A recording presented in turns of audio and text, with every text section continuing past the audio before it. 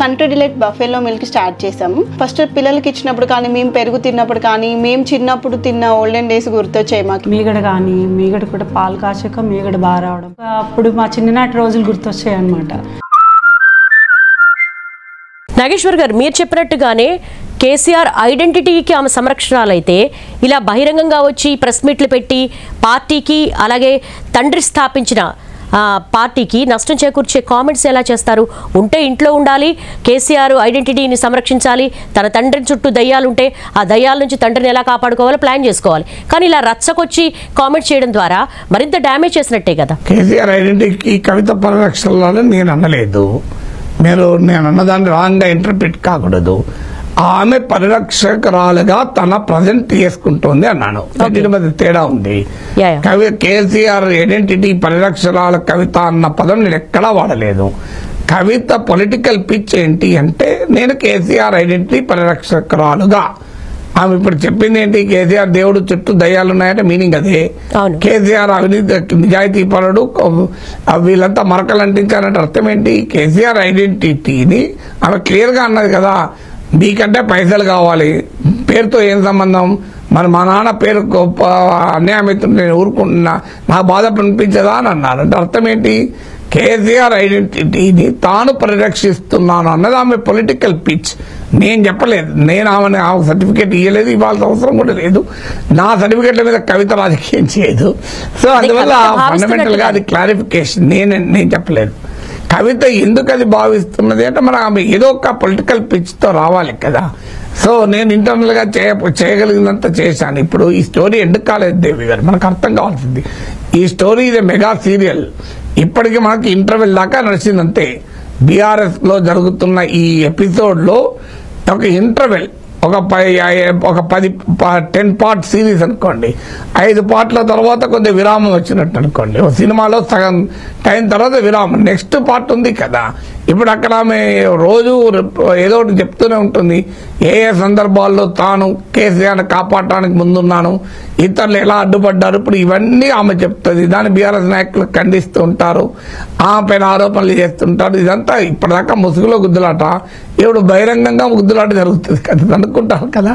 So అందువల్ల ఈ process ఇంకా అయిపోలేదు మనకు. అందువల్ల ఇప్పటి వరకు ఆమె ఇప్పుడు ఏ రాజకీయ పార్టీ అయినా ఏదో ఒక ఐడెంటిటీతో రావాలి. So what you stand for? So నీకు ఒక పొలిటీషియన్ అయినా పొలిటికల్ పార్టీ అయినా వాట్ యూ స్టాండ్ ఫర్ అనేది తెలవాలి కదా. So what does Kavitha stand for? అసలు తెలంగాణవాది నేనే, తెలంగాణ ఉద్యమానికి ప్రతీక కేసీఆరే. ఆ కేసీఆర్ మంచివాడే కానీ వీళ్ళంతా చెడగొట్టారు. అందువల్ల వీళ్ళందరూ వల్ల కేసీఆర్ నష్టం జరుగుతుంది కనుక కేసీఆర్ కాపాడటానికి నా వెనకాల రండి అని చెప్తారు. నందమూరి హరికృష్ణ పార్టీ పెట్టినప్పుడు ఏమన్నాడు? అన్న తెలుగుదేశం అనే కదా పెట్టింది. సో అంటే ఎన్టీఆర్ ఆశయాలతో తెలుగుదేశం దూరమైంది కనుక నేను అన్న తెలుగుదేశం అని. లక్ష్మీభారతి పార్టీ పెట్టినప్పుడు ఏంటి? టీడీపీ ఎన్టీఆర్ అని. సో ఎవరైనా అదే రకంగా పెడతారు. ఇప్పుడు మీకు ఉద్ధవ్ ఠాక్రే పార్టీ పేరేంటి? శివసేన బాలాసాహెబ్ ఠాక్రే కదా. అంటే బాలాసాహెబ్ ఠాక్రే వారసత్వం నాదే అని ఉద్ధవ్ ఠాక్రే కాదు, నాదే అని ఏక్నాథ్ షిండే. సో అందువల్ల ఎవరైనా తమ రాజకీయ అస్తిత్వం కొరకు ఏదో చెప్పాలి. షర్మిల ఏం చెప్తుంది? రాజశేఖర రెడ్డి వారసు జగన్ కాదు, నేనే అసలు రాజశేఖర రెడ్డి వారసురాలు అని చెప్తున్నారు కదా. సో అందువల్ల ఆ ఐడెంటిటీ ఆమె చెప్పే ప్రయత్నం చేస్తుంది. దాంతో పాటు ఆడబిడ్డ సెంటిమెంట్ ఉంటుంది. సో దాంతో పాటు బీఆర్ఎస్ తీసుకొని ఇష్యూస్ కూడా తాను తీసుకున్నాను అని ఎవరు కూడా చెప్పారు. ఇప్పుడు బీఆర్ఎస్ కన్నా ముందు తెలంగాణ జాగృతి పోరాడింది బీసీ రిజర్వేషన్ బిల్లు పైన, అంబేద్కర్ చిత్రపటం అసెంబ్లీలో ఉండాలన్న దానిపైన.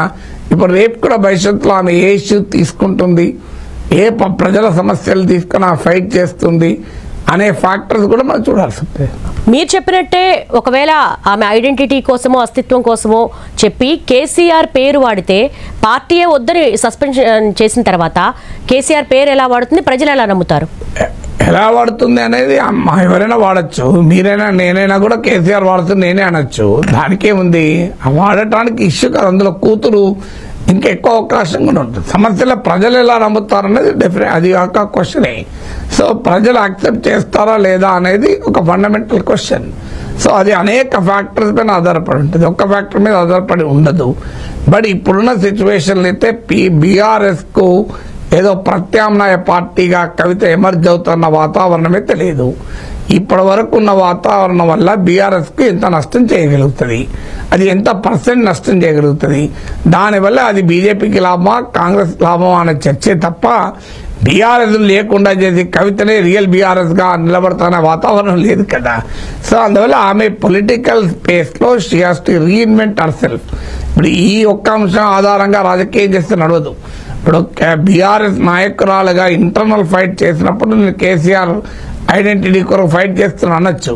When she is out of BRS she has to have our own identity. బహుశా టీఆర్ఎస్ తెలంగాణ అస్తిత్వం తెంపుకుంది, అది భారత రాష్ట్ర సమితి అయింది కనుక నాదే అసలు దిశలు టీఆర్ఎస్ అని చెప్పచ్చు. ఇలా ఏదో ఒక నరేటివ్ తమ చెప్పాలి కదా.